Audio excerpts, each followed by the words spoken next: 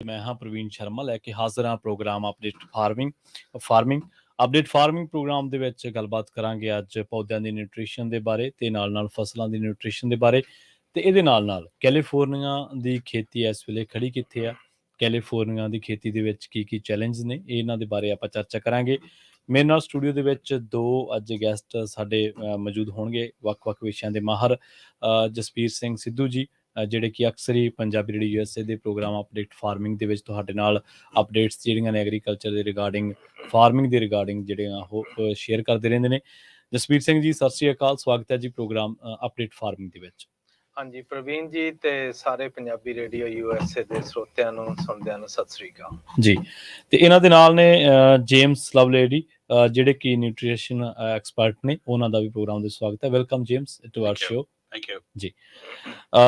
ਅੱਜ ਜਿਹੜੇ ਜਸਬੀਰ ਸਿੱਧੂ ਜੀ ਨੇ ਉਹ ਦੋ ਸੇਵਾਵਾਂ ਜਿਹੜੀਆਂ ਨੇ ਉਹ ਅਦਾ ਕਰਨਗੇ। ਪਹਿਲੀ ਇਹ ਕਿ ਉਹ ਪ੍ਰੋਗਰਾਮ ਦੇ ਵਿੱਚ ਜਾਣਕਾਰੀਆਂ ਤਾਂ ਦੇਣਗੇ, ਨਾਲ ਜੇਮਸ ਤੋਂ ਜਿਹੜੇ ਆਪਾਂ ਸਵਾਲ ਪੁੱਛਾਂਗੇ, ਜਸਬੀਰ ਸਿੰਘ ਜੀ ਇਸ ਬਾਰੇ ਸਵਾਲ ਪੁੱਛਣਗੇ ਨਿਊਟ੍ਰੀਸ਼ਨ ਦੇ ਰਿਗਾਰਡਿੰਗ, ਤਾਂ ਉਹ ਉਹਨਾਂ ਦਾ ਪੰਜਾਬੀ ਤਰਜਮਾ ਤਾਂ ਜੋ ਤੁਹਾਡੇ ਸਮਝ ਦੇ ਵਿੱਚ ਗੱਲਾਂ ਆ ਸਕਣ, ਤੁਹਾਨੂੰ ਸਾਡੀ ਮਾਂ ਬੋਲੀ ਦੇ ਵਿੱਚ ਉਹ ਗੱਲਾਂ ਅਸੀਂ ਦੱਸ ਸਕੀਏ ਜਿਹੜੀਆਂ ਵੀ ਨਿਊਟ੍ਰੀਸ਼ਨ ਐਕਸਪਰਟ ਦੇ ਹਵਾਲੇ ਦੇ ਨਾਲ ਜੋ ਤੁਹਾਡੇ ਕੰਮ ਆਉਣ ਵਾਲੀਆਂ ਨੇ।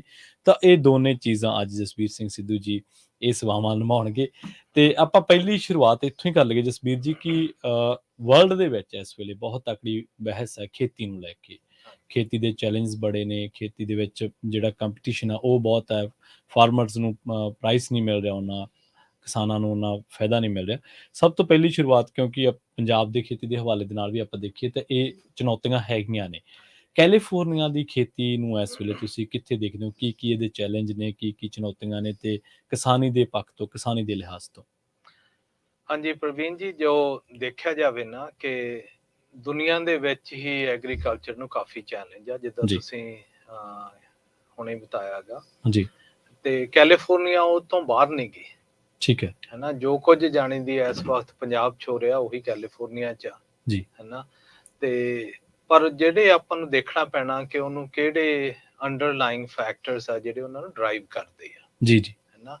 ਅੱਗੇ ਖੇਤੀ ਹੁੰਦੀ ਸੀ ਕਿ ਜਿਹੜਾ ਤੁਹਾਡਾ ਪ੍ਰੋਡਿਊਸ ਸੀ ਉਹ ਸੋ ਮੱਚ ਸੀਗਾ, ਹੈ ਨਾ। ਹੁਣ ਇਸ ਵਕਤ ਆਪਣਾ ਦੇਖੋ ਕੋਵਿਡ ਆਇਆ, ਉਹਨੇ ਬਹੁਤ ਚੀਜ਼ਾਂ ਚੇਂਜ ਕਰ ਦਿੱਤੀਆਂ, ਤੇ ਜਿੱਥੇ ਸਪਲਾਈ ਡਿਮਾਂਡ ਦੀ, ਜਿੱਥੇ ਸੋਰਸਿੰਗ ਦਾ ਮਟੀਰੀਅਲ ਜਿੱਥੋਂ ਆਉਂਦਾ ਗਾ ਪ੍ਰੋਡਕਟ, ਉਹ ਬਹੁਤ ਮਹਿੰਗਾ ਕਰ ਦਿੱਤਾ ਜੀ। ਤੇ ਜਿਹੜੇ ਉਹਦੇ ਨਾਲ ਹੋਇਆ ਕੀ ਆ, ਜਿਹੜੀ ਆਪਾਂ ਕਹਿੰਦੇ ਆ ਨਾ ਵੈਲਥ ਸ਼ਿਫਟ ਹੋਈ ਆ, ਹੈ ਨਾ, ਵੀ ਜਿਹੜੇ ਉੱਪਰਲੇ 5% ਆ ਉਹਨਾਂ ਦੀ ਵੈਲਥ ਜ਼ਿਆਦਾ ਵੱਧ ਰਹੀ ਆ, ਜਿਹੜੀ ਮਿਡਲ ਕਲਾਸ ਹੇਠਾਂ ਨੂੰ ਜਾ ਰਹੀ ਆ, ਉਹ ਸਾਰੀ ਹੀ ਅਪਲਾਈ ਕਰਦੀ ਆ ਐਗਰੀਕਲਚਰ ਦੇ ਵਿੱਚ ਜੀ, ਹੈ ਨਾ। ਹੁਣ ਇੱਥੇ ਜੇ ਆਪਾਂ ਕੈਲੀਫੋਰਨੀਆ ਦੇ ਦੇਖੇ ਸਾਡੇ ਆਪਣੇ ਚੈਲੰਜਸ ਕੀ ਆ, ਇੱਥੇ ਖੇਤੀ ਦੋ ਤਰ੍ਹਾਂ ਚੱਲਦੀ ਆ ਜੀ, ਹੈ ਨਾ। ਜਿੱਦਾਂ ਇੱਕ ਤਾਂ ਲਾ ਲਓ ਵੀ ਜਿਹੜੀ ਪਰਸ਼ੇਬਲ ਗੁੱਡਸ ਆ, ਜਿੱਦਾਂ ਟਮਾਟੇ ਹੋ ਗਏ, ਜਿਨ੍ਹਾਂ ਦੀ ਸ਼ੈਲਫ ਲਾਈਫ ਬਹੁਤ ਥੋੜੀ ਆ, ਉਹਨਾਂ ਦੇ ਵਿੱਚ ਆ ਬੈਰੀਜ਼ ਵੀ ਆ ਜਾਂਦੀਆਂ, ਪੀਚਸ ਵੀ ਆ ਜਾਂਦੇ, ਹੋਰ ਵੀ ਆ ਜਾਂਦੇ ਆ,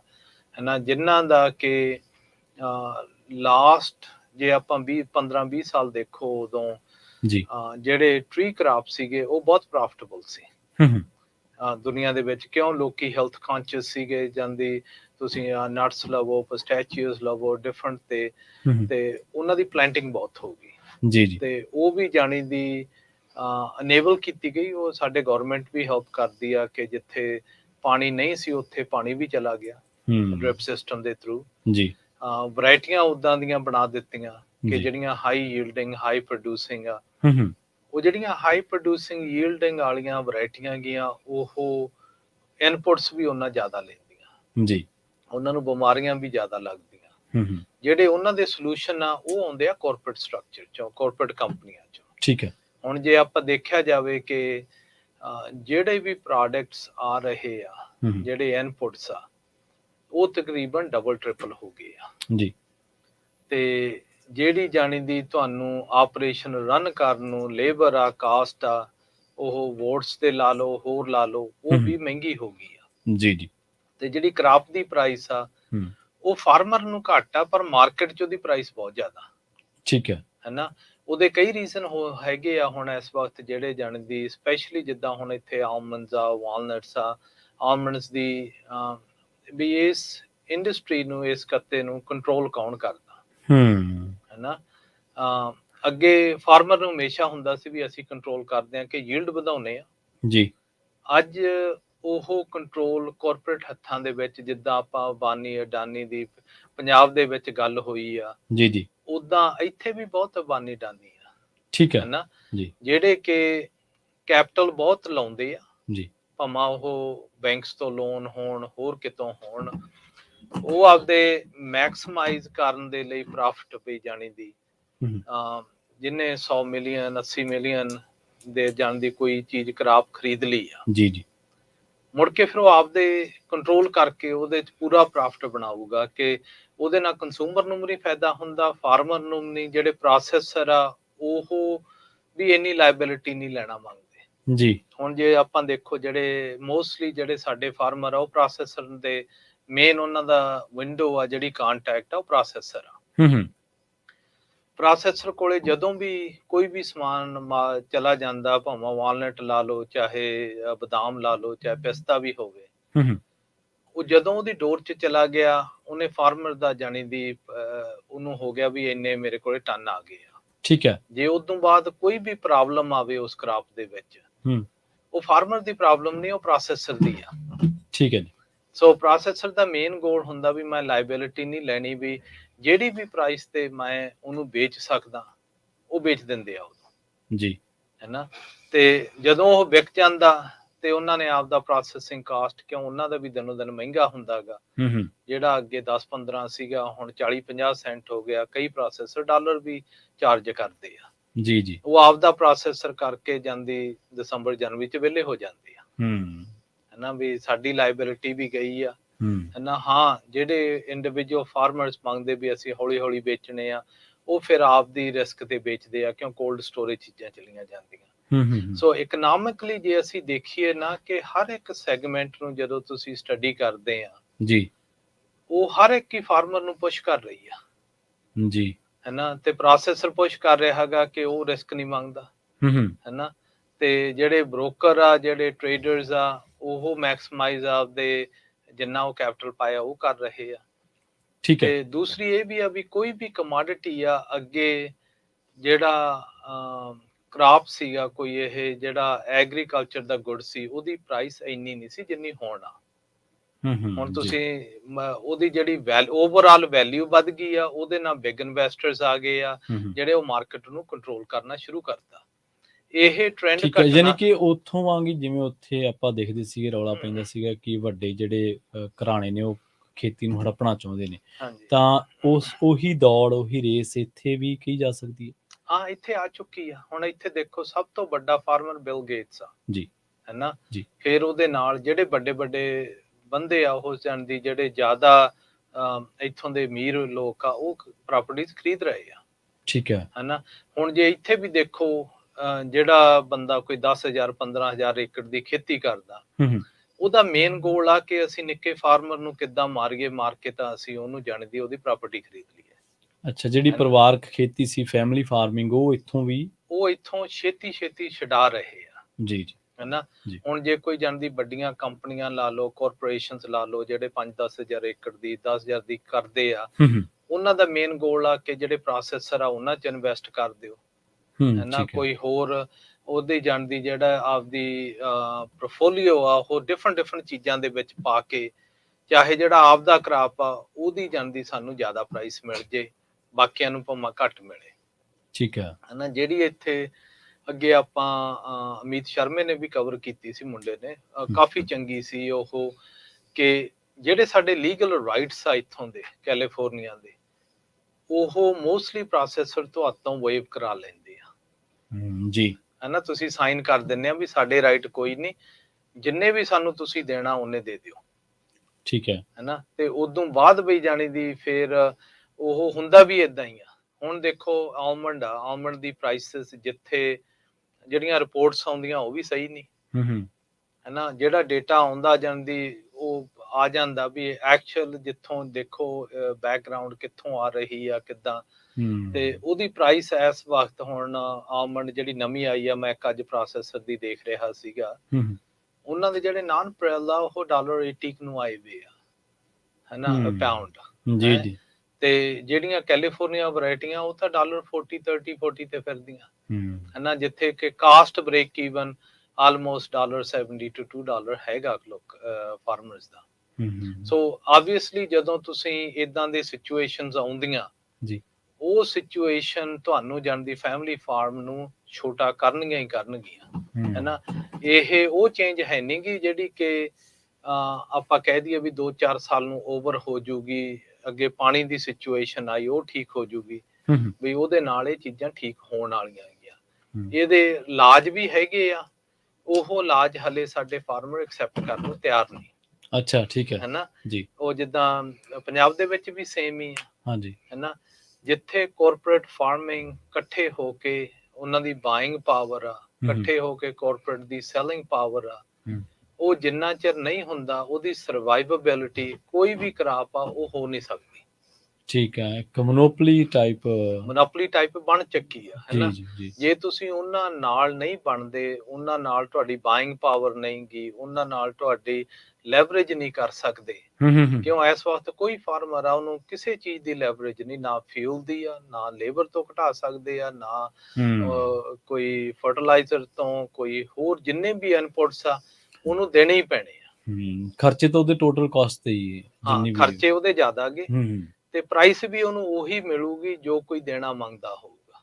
ਠੀਕ ਹੈ ਹਨਾ, ਮੇਨ ਇਹ ਆ ਵੀ ਜੇ ਤੁਸੀਂ ਜਾਣਦੀ ਤੁਹਾਡੇ ਕੋਲੇ ਹੋਰ ਚੋਇਸਸ ਕੋਈ ਨਹੀਂ ਗੇ ਹਨਾ, ਜੇ ਤੁਸੀਂ ਕਰਾਪ ਚੱਕ ਲਿਆ ਤੇ ਤੁਸੀਂ ਕਰਾਪ ਸਿੱਟਣਾ ਕਿੱਥੇ ਆ ਹਨਾ, ਰੱਖ ਤਾਂ ਸਕਦੇ ਨਹੀਂ, ਬਿਮਾਰੀਆਂ ਲੱਗਦੀਆਂ ਹਾਂਜੀ ਹਨਾ।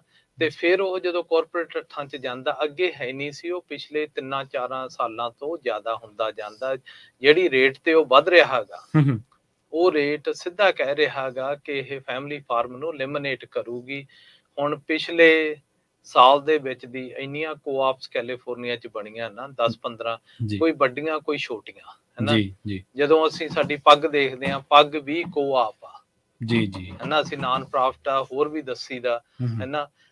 ਜਿਹੜੇ ਫਾਰਮਰ ਪਹਿਲਾਂ ਨਾਲ ਰਲ ਕੇ ਚੱਲਣਗੇ, ਜਿੱਦਾਂ ਆਪਾਂ ਦਿੱਲੀ ਦੇ ਵਿੱਚ ਮੋਰਚਾ ਜਿੱਤਿਆ ਸੀ, ਹਾਂਜੀ ਇੱਥੇ ਵੀ ਉਹ ਸਕਸੈਸਫੁਲ ਹੋ ਜਾਣਗੇ ਜੀ। ਜਿਹੜੇ ਫਾਰਮਰ ਹਲੇ ਉਹਨਾਂ ਨੂੰ ਇਉਂ ਆ ਵੀ ਜਾਂਦੀ ਸ਼ਾਇਦ ਠੀਕ ਹੋ ਜੇ, ਉਹ ਠੀਕ ਹੋਣ ਵਾਲੀ ਗੱਲ ਹੈ ਨੀ ਗੀ। ਪਰ ਇਹਦੇ ਵਿੱਚ ਇਸ ਚੀਜ਼ ਦਾ ਮੁਕਾਬਲਾ ਜੇ ਕਰਨਾ ਹੋਵੇ ਤੇ ਇਹਦਾ ਮੁਕਾਬਲਾ ਜਸਬੀਰ ਜੀ ਕਿਵੇਂ ਕੀਤਾ ਜਾਊਗਾ? ਕਿਉਂਕਿ ਤੁਸੀਂ ਦੱਸਿਆ ਵੀ ਇੱਕ ਪਾਸੇ ਮੋਨੋਪੋਲੀਜ਼ ਨੇ, ਇੱਕ ਪਾਸੇ ਵੱਡੇ ਫਾਈਨੈਂਸ਼ੀਅਲੀ ਸਮਰੱਥ ਲੋਕ ਨੇ, ਵੱਡੇ ਲੋਕ ਨੇ, ਉਹ ਸਾਰੇ ਬਾਜ਼ਾਰ ਨੂੰ ਇੱਕ ਤਰੀਕੇ ਨਾਲ ਕਾਬੂ ਕਰਨ ਦੀ ਗੱਲ ਹੀ ਤੁਸੀਂ ਕਰਦੇ ਹੋ ਹਨਾ। ਤਾਂ ਫਿਰ ਜ਼ਿਮੀਂਦਾਰ ਕਿਵੇਂ ਇਸ ਚੀਜ਼ ਦੇ ਨਾਲ ਫਾਈਟ ਕਰ ਸਕਦਾ, ਕਿਵੇਂ ਮੁਕਾਬਲਾ ਕਰ ਸਕਦਾ? ਨਹੀਂ, ਹੁਣ ਤੁਸੀਂ ਦੇਖੋ ਜਦੋਂ ਆਪਾਂ ਕੋਆਪਸ ਦੀ ਗੱਲ ਕਰਦੇ ਹਾਂ ਹਾਂਜੀ ਹਨਾ, ਕੋਈ ਵੀ ਚੀਜ਼ ਲਾ ਲਓ ਹਨਾ, ਉਹਦੇ ਵਿੱਚ ਤੁਹਾਨੂੰ ਐਫੀਸ਼ੀਐਂਸੀਜ਼ ਵਧਾਉਣੀਆਂ ਪੈਣੀਆਂ। ਠੀਕ ਹੈ ਹਨਾ। ਹੁਣ ਸਾਡੀਆਂ ਹਾਰਵੈਸਟਰ ਉਹ $1 ਮਿਲੀਅਨ ਤੋਂ ਉੱਪਰ ਯੂਜ਼ ਹੁੰਦੀਆਂ ਤੇ ਉਹ ਮਸਾਂ ਹੀ 400-500 ਏਕੜ ਕੱਢਦੀਆਂ ਸੀਜ਼ਨ ਦਾ, ਉਦੋਂ ਬਾਅਦ ਉਹ ਪਾਰਕ ਹੋ ਜਾਂਦੀਆਂ।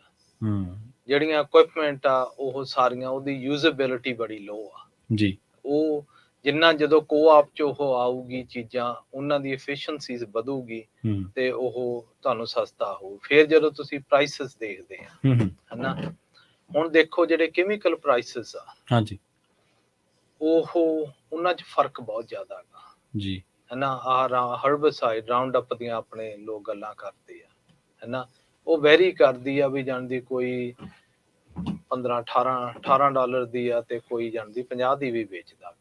ਠੀਕ ਹੈ ਹਨਾ, ਵੀ ਫਾਰਮਰ ਨੂੰ ਜਿੰਨਾ ਚਿਰ ਆਪ ਜਿਹੜੇ ਨੌਲੇਜ ਰੱਖਦੇ ਆ ਉਹ ਬੈਨੀਫਿਟ ਲੈ ਲੈਂਦੇ ਆ, ਜਿਹੜੇ ਨਹੀਂ ਉਹਨਾਂ ਨੂੰ ਚਾਰਜ ਹੋ ਜਾਂਦਾ ਹਨਾ।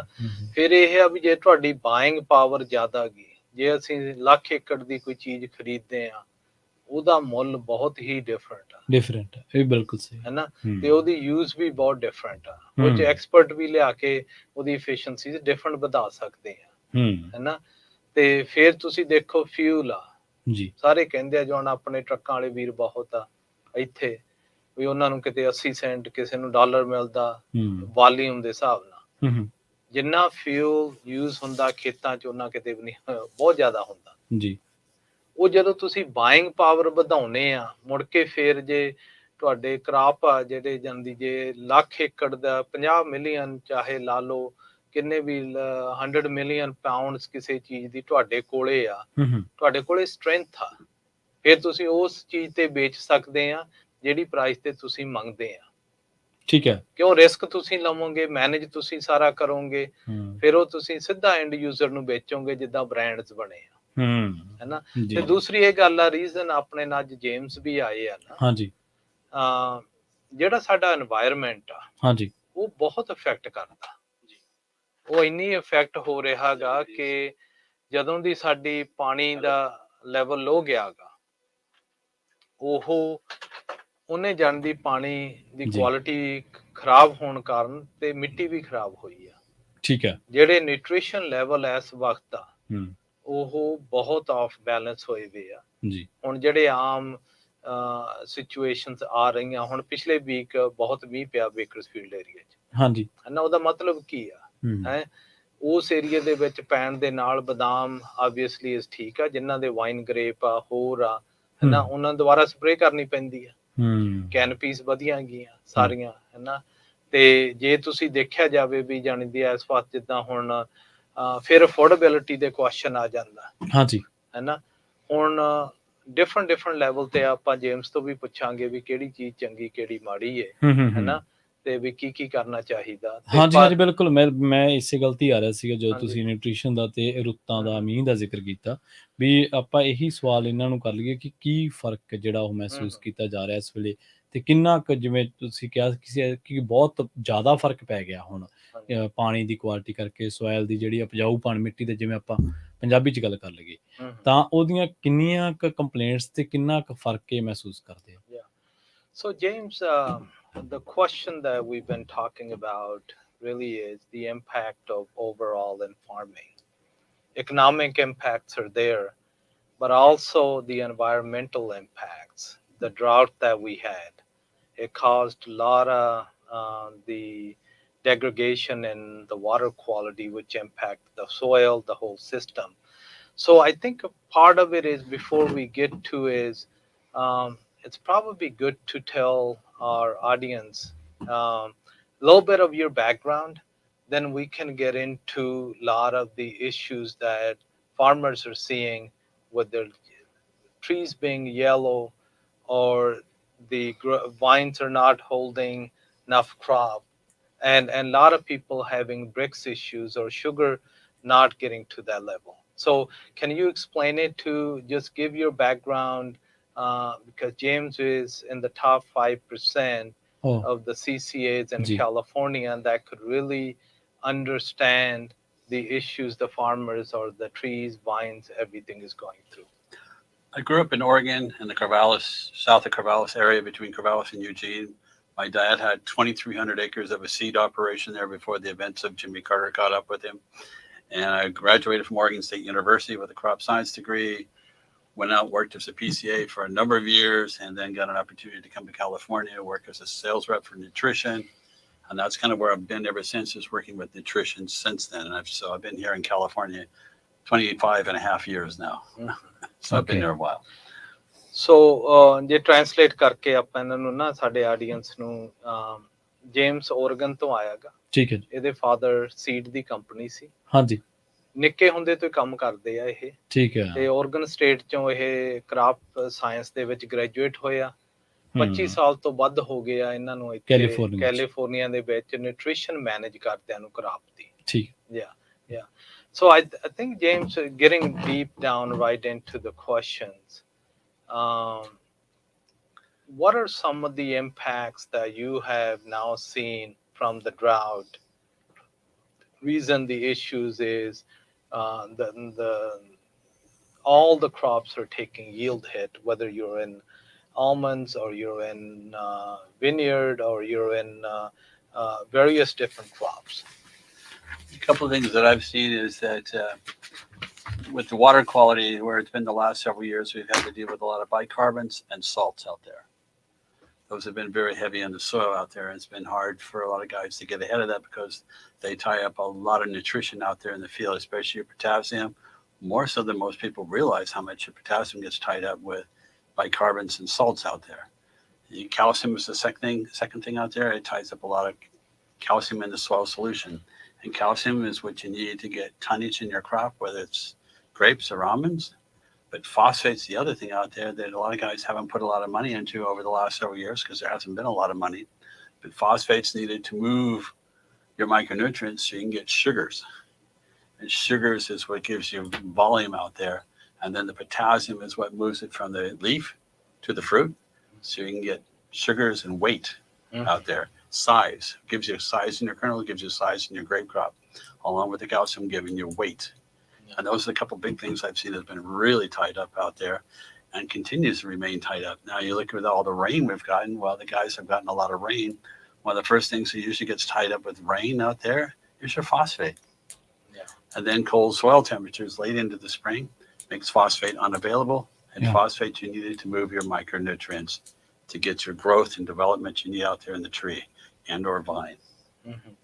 So basically translate ਕਰਕੇ ਦੱਸਿਆ ਨਾ ਵੀ ਜਿਹੜਾ ਜੇਮਸ ਦਾ ਐਕਸਪੀਰੀਅੰਸ ਆ ਇਹ ਸਾਰੇ ਕੈਲੀਫੋਰਨੀਆ ਦੇ ਵਿੱਚ ਕੰਮ ਕਰਦਾਗਾ ਜੀ ਜੀ ਤੇ ਜਦੋਂ ਡਰਾਊਟ ਆਇਆ ਨਾ ਉਹਨੇ ਸੋਡੀਅਮ ਤੇ ਬਾਇਓਕਾਰਬੋਨੇਟਸ ਬਹੁਤ ਜ਼ਿਆਦਾ ਲੈ ਆਂਦੇ ਠੀਕ ਹੈ ਨਾ ਉਹਦੇ ਨਾਲ ਜਿਹੜਾ ਕੈਲਸ਼ੀਅਮ ਆ ਕੈਲਸ਼ੀਅਮ ਚਾਹੀਦਾ weight ਦੇ ਲਈ ਸਾਈਜ਼ ਫਰੂਟ ਵਧਾਉਣ ਦੇ ਲਈ ਹਾਂਜੀ ਨੂਨ ਨੇ ਉਹ ਸਾਰਾ ਕੈਲਸ਼ੀਅਮ ਨੂੰ ਟਾਈਡ ਅਪ ਕਰਤਾ ਤੇ ਉਹਨਾਂ ਨੇ ਨਾਲ ਹੀ ਪੋਟਾਸ਼ੀਅਮ ਅਵੇਲੇਬਲ ਨਹੀਂ ਕਰਨ ਦਿੱਤਾ ਜਦੋਂ ਪੋਟਾਸ਼ੀਅਮ ਆ ਜਿਹੜਾ ਜਾਂਦੀ ਪੱਤਿਆਂ ਤੋਂ ਐਨ ਜਿੱਥੇ ਤੁਹਾਡੇ ਫਰੂਟ ਦੇ ਵਿੱਚ ਜਾਂਦਾ ਉਹ ਜਾ ਨਹੀਂ ਰਿਹਾ ਦੂਸਰੀ ਚੀਜ਼ ਜਦੋਂ ਆ ਮੀਂਹ ਹੋਇਆ ਫਾਸਫੋਰਿਕ ਐਸਿਡ ਆ ਜਿਹੜੇ ਉਹ ਟੋਟਲੀ ਜਾਣੀ ਦੀ ਜ਼ਮੀਨ ਦੇ ਵਿੱਚੋਂ ਘਟਦੇ ਜਾਂਦੇ ਆ ਉਹ ਜਿਨ੍ਹਾਂ ਦੇ ਵਿੱਚ ਨਹੀਂ ਉਹ ਚੀਜ਼ ਜਿਹੜੀ ਜਾਣੀ ਦੀ ਨਿਊਟ੍ਰੀਸ਼ਨ ਨੂੰ ਲੈ ਕੇ ਜਾਂਦੀ ਆ ਜੜ੍ਹਾਂ ਚੋਂ ਫਾਸਫੋਰਿਕ ਐਸਿਡ ਲੈ ਕੇ ਜਾਂਦਾ ਜਿਹੜਾ ਮੂਵ ਕਰਦਾ ਟਰੀਆਂ 'ਚ ਉਹ ਜਦੋਂ ਕੰਮ ਘਟ ਜਾਂਦਾ ਕੰਮ ਹੋ ਜਾਂਦਾ ਕਿ ਭਾਵੇਂ ਤੁਹਾਡੇ ਟਰੀ ਆ ਚਾਹੇ ਗਰੇਪਾਂ ਦੇ ਵਾਈਨ ਆ ਚਾਹੇ ਪਲਾਂਟ ਜਦੋਂ ਰੁੱਖ ਨੂੰ ਉਹਦੀ ਘਾਟ ਹੋ ਗਈ ਉਹ ਜਾਣਦੀ ਤੁਹਾਡਾ ਜਿਹੜਾ ਉਹਦਾ ਸਿਸਟਮ ਆ ਨਾ ਉਹ ਚੱਲਣਾ ਬੰਦ ਹੋ ਜਾਂਦਾ ਉਹਦੇ ਨਾਲ ਬੰਦ ਹੋਣ ਦੇ ਨਾਲ ਮੁੜ ਕੇ ਫਿਰ ਉਹਨਾਂ ਦੇ ਸਾਈਡ ਇਫੈਕਟਸ ਬਹੁਤ ਪੈਂਦੇ ਆ ਉਹਦੇ ਨਾਲ ਫਿਰ ਸ਼ੂਗਰ ਨਹੀਂ ਪੈਂਦੀ ਹੈ ਨਾ ਤੇ ਉਹ ਜਾਣੀ ਦੀ ਕਾਫੀ ਜਾਣੀ ਦੀ ਪਿਛਲਿਆਂ ਚ ਕਰਪਟ ਹੋਇਆ ਜਾਂਦੀ ਖਰਾਬ ਹੋਇਆਗਾ ਜੀ ਜੀ yeah so James, the question that really comes up a lot of farmers will ask, it's going around is a lot of their leaves are yellow. And even in the vineyards the growth is not quite there. At that point, what can they do? Well, there's a couple of things when you go to yellow leaves. One is you have to see where the position is. If it's at the base of the vine, the bottom of the branch, usually an indication we're running out of nitrogen. With all the rains this year, we pushed a lot of things through the soil we normally wouldn't push. So we're running out of nitrogen if that's the position. If it's more towards the top, then it's a case of not enough iron. Okay. And iron is one of those things, once it's wet, it's cold, doesn't become available until late in the season. And only then when you get temperatures about 55, 60 degrees in the soil temperatures. And we've had a very cool spring here all the way through. Well, the guys have really noticed that immensely has been the citrus, where we had started off with a fairly decent, and then it got hot, and then it got cold. A lot of guys don't even have a decent citrus crop this year because that bloom just fell off. A lot of it has to do with those particular aspects right there. So if you see yellow leaves more towards the bottom of your vine or trees, indication not enough nitrogen. At this point in time with your almonds, you don't want a lot more nitrogen here because you're wanting to cut back on that at this point in time. So maybe a little bit here to get into that bud set differentiation with the change of daylings coming up here where the days start getting shorter and next year's bud formations start to form. With grapes, there's a case there. You want to watch where you get too much nitrogen. You also have a problem with harvest there, so you want to be careful with that. If you got high magnesium soils, it takes a lot more nitrogen. So if you got high mag soils, that might be part of the reason why you're seeing yellow out there, because it takes 1.5 to 2 times more nitrogen in high mag soils to get enough nitrogen to roll through, because the soil's so tight you can't get the biology going in there. So you compensate it with more nitrogen.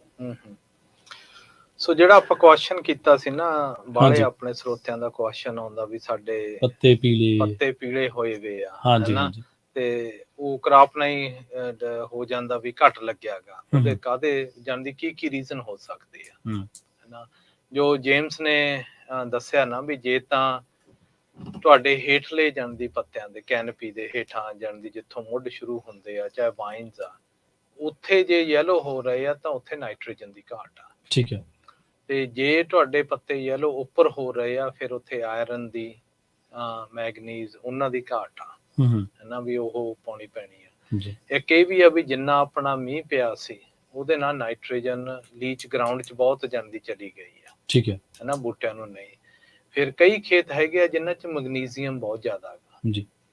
ਜਿੰਨਾ ਮੈਗਨੀਜ਼ੀਅਮ ਜ਼ਿਆਦਾ ਹੋਵੇ ਉਹ ਤੋਂ 1.5 ਗੁਣਾ ਜ਼ਿਆਦਾ nitrogen ਪਾਉਣੀ ਪੈਂਦੀ ਆ ਉਹਨੂੰ ਆਫਸੈਟ ਕਰਨ ਲਈ, ਉਹ ਚੱਕ ਨਹੀਂ ਹੁੰਦੀ। ਠੀਕ ਹੈ ਨਾ। ਆਪਣੇ ਕਈ ਸਰੋਤਿਆਂ ਦਾ ਕੁਐਸਚਨ ਬੜੇ ਆਉਂਦੇ ਵੀ ਅਸੀਂ ਜਾਣਦੇ ਪਾਇਆ ਤਾਂ ਬਹੁਤ ਕੁਝ ਆ, ਹੁੰਦਾ ਕੁਝ ਨਹੀਂ ਗਾ, ਹਨਾ। ਉੱਥੇ ਫਿਰ ਉਹ ਬੈਲੈਂਸ ਦਾ ਕੁਐਸਚਨ ਆ ਜਾਂਦਾ ਵੀ ਜੇ ਤੁਹਾਡਾ ਇੱਕ ਚੀਜ਼ ਜ਼ਿਆਦਾ ਗਈ ਦੂਜੀ ਘੱਟ ਆ, ਹਨਾ, ਉਹਨੂੰ ਜਾਣਦੀ ਆਫਸੈਟ ਕਰਨ ਦੇ ਲਈ ਤੁਹਾਨੂੰ ਜਾਣਦੀ ਬਹੁਤ ਖਰਚਾ ਕਰਨਾ ਪੈਂਦਾ ਵੀ ਉਹ ਜੇ ਨਾ ਪਾਵਾਂਗੇ ਤਾਂ ਉਹ ਸਿੰਪਟਮਸ ਆਉਂਦੇ ਹੀ ਰਹਿੰਦੇ ਆ, ਹਨਾ। ਤੇ ਜੇ ਹੁਣ ਜਿੱਦਾਂ ਜਾਣਦੀ ਸੀਜ਼ਨ ਜਿਹੜੇ ਹਿਸਾਬ ਆ, ਹੁਣ ਬਦਾਮ ਆ, ਨਾਈਟ੍ਰੋਜਨ ਹੁਣ ਕੱਟਣੀ ਸ਼ੁਰੂ ਹੋ ਗਈ ਆ, ਹਨਾ, ਤੇ ਪੋਟੈਸੀਅਮ ਪਾਵਾਂਗੇ ਜ਼ਿਆਦਾ ਵੀ ਜਾਣਦੀ ਉਹ 'ਚ ਜਿਹੜਾ ਨਟਸ ਆ ਉਹ ਚੰਗਾ ਬਣ ਜੇ। ਜੀ। ਤੇ ਦੂਸਰਾ ਇਹ ਆ ਕਿ ਜਿਹੜੇ ਵੱਡ ਸੈੱਟ ਵੀ ਆ ਉਹ ਹੁਣੇ ਜਾਣਦੀ ਜਾ ਕੇ ਜੁਲਾਈ ਅਗਸਤ ਦੇ ਵਿੱਚ ਉਹ ਸੈੱਟ ਹੋ ਜਾਂਦੇ ਆ। ਠੀਕ ਹੈ। ਹਨਾ, ਜੇ ਤੁਸੀਂ ਪਲਾਂਟਸ ਨੂੰ ਕਈ ਵਾਰੀ ਬੈਲੈਂਸ ਨਾ ਕੀਤਾ ਹੋਵੇ, ਲੱਸੇ ਤੁਹਾਡੇ ਨਾਈਟ੍ਰੋਜਨ ਬਹੁਤ ਘੱਟ ਆ, ਮੈਗਨੀਜ਼ੀਅਮ ਜ਼ਿਆਦਾ ਗਈ, ਤੁਹਾਡੇ ਸਾਲਟ ਜ਼ਿਆਦਾ ਗਾ, ਕੈਲਸ਼ੀਅਮ ਘੱਟ ਆ, ਉਹ ਚੀਜ਼ਾਂ ਨੇ ਕਰਨਾ ਕਿ ਅਗਲੇ ਸਾਲ ਨੂੰ ਜਿਹੜਾ ਵੱਡ ਬਣਨਾ ਸੀ ਨਾ ਉਹਦੇ ਪੱਤੇ ਬਣ ਜਾਣਗੇ, ਵੱਡ ਹੀ ਨਹੀਂ ਬਣਨੇ। ਜੀ। ਹਨਾ, ਹੁਣ ਕਈ ਸੋ ਇਸ ਕਰਕੇ ਜਾਂਦੀ ਜਿਹੜਾ ਨਿਊਟ੍ਰੀਸ਼ਨ ਬੈਲੈਂਸ ਲੈਵਲ ਆ ਉਹ ਬਹੁਤ ਜ਼ਰੂਰੀ ਹੈ, ਉਹ ਬਹੁਤ ਜ਼ਰੂਰੀ ਆ, ਤੇ ਉਹ ਆਮ ਬੰਦੇ ਨੂੰ ਪਤਾ ਨਹੀਂ ਲੱਗਦਾ। ਜੀ ਜੀ ਜੀ, ਬਿਲਕੁਲ। ਜਿਹੜੇ ਟੈਸਟ ਰਿਪੋਰਟ ਆਉਂਦੀਆਂ ਨਾ ਉਹ ਬਹੁਤ ਸਿੰਪਲ ਹੁੰਦੀਆਂ। ਜੀ, ਬਿਲਕੁਲ ਬਿਲਕੁਲ। ਪੰਜਾਬੀ ਦੇ ਵਿੱਚ ਇੱਕ ਕਹਾਵਤ ਹੈ ਕਿ ਇਲਾਜ ਨਾਲੋਂ ਬਚਾਅ ਚੰਗਾ। ਹਾਂਜੀ। ਇਹਦੇ ਤੇ ਆਪਾਂ ਚਰਚਾ ਕਰਾਂਗੇ। ਇੱਕ ਸ਼ਾਰਟ ਬ੍ਰੇਕ ਦੇ ਲਈ ਆਪਾਂ ਨੂੰ ਰੁਕਣਾ ਪੈਣਾ ਵਾ। ਇੱਕ ਸ਼ਾਰਟ ਬ੍ਰੇਕ ਦੇ ਲਈ ਰੁਕਦੇ ਹਾਂ। ਬ੍ਰੇਕ ਤੋਂ ਬਾਅਦ ਇਸੇ ਚੀਜ਼ ਤੇ ਚਰਚਾ ਕਰਾਂਗੇ ਕਿ ਨਿਊਟ੍ਰੀਸ਼ਨ ਨੂੰ ਜਿਵੇਂ ਆਪਾਂ ਜ਼ਿਕਰ ਕਰਦੇ ਰਹੇ ਕਿ ਹੜ੍ਹਾਂ ਦੇ ਵਿੱਚ ਹੋਰ ਇਹਦੀ ਸਥਿਤੀ ਹੈ ਲੈਂਡ ਦੀ, ਧਰਤੀ ਦੀ, ਜ਼ਮੀਨ ਦੀ ਹੋ ਜਾਂਦੀ ਆ, ਸੋਕੇ ਦੇ ਵਿੱਚ ਕੁਝ ਹੋਰ ਚੁਣੌਤੀਆਂ ਨੇ। ਇਹ ਆਪਾਂ ਸ਼ੁਰੂਆਤ ਦੇ ਵਿੱਚ ਇਸ ਗੱਲ ਦਾ ਜ਼ਿਕਰ ਕੀਤਾ ਸੀ। ਸਰੋਤਿਓ, ਜੁੜੇ ਰਹੋ ਪੰਜਾਬੀ ਰੇਡੀਓ USA ਦੇ ਨਾਲ। ਕਾਲ ਕਰਨ ਦੇ ਲਈ ਜੇਕਰ ਤੁਸੀਂ ਜੇਮਸ ਜੀ ਨੂੰ ਕਾਲ ਕਰਨੀ ਹੈ ਤਾਂ ਉਹਨਾਂ ਦਾ ਜਿਹੜਾ ਸਟੂਡੀਓ ਦਾ ਨੰਬਰ ਹੈ 408 272 5200। ਤੇ ਇਸੇ ਤਰ੍ਹਾਂ ਜੇਕਰ ਤੁਸੀਂ ਸਿੱਧੂ ਸਾਹਿਬ ਨੂੰ ਜੇ ਕੋਈ ਸਵਾਲ ਪੁੱਛਣਾ ਚਾਹੁੰਦੇ ਹੋ ਨਿਊਟ੍ਰੀਸ਼ਨ ਦੀ ਬਾਬਤ, ਤੁਹਾਨੂੰ ਕੋਈ ਤੁਹਾਡੇ ਦਰਖਤਾਂ ਦੇ ਪੱਤੇ ਪੀਲੇ ਪੈ ਰਹੇ, ਬੂਟਿਆਂ ਦੇ ਪੱਤੇ ਪੀਲੇ ਪੈ ਰਹੇ ਆ, ਜਾਂ ਜ਼ਿਆਦਾ ਮੀਂਹ ਪੈਣ ਦੇ ਦਰਮਿਆਨ ਕੋਈ ਹੋਰ ਔਕੜਾਂ ਦਾ ਸਾਹਮਣਾ ਕਰਨਾ ਪੈ ਰਿਹਾ, ਜਾਂ ਪਾਣੀ ਦੀ ਕਮੀ ਕਰਕੇ ਤੁਹਾਡੀਆਂ ਪਰੇਸ਼ਾਨੀਆਂ ਕੁਛ ਹੋਰ ਕਿਸਮ ਦੀਆਂ ਨੇ, ਤਾਂ ਤੁਸੀਂ ਸਟੂਡੀਓ ਦੇ ਵਿੱਚ 408 272 5200 ਤੇ ਕਾਲ ਕਰ ਸਕਦੇ ਹੋ। ਜਲਦ ਵਾਪਸੀ ਇੱਕ ਸ਼ਾਰਟ ਬ੍ਰੇਕ ਤੋਂ ਬਾਅਦ। ਜੁੜੇ ਰਹੋ ਪੰਜਾਬੀ ਰੇਡੀਓ USA ਦੇ ਨਾਲ।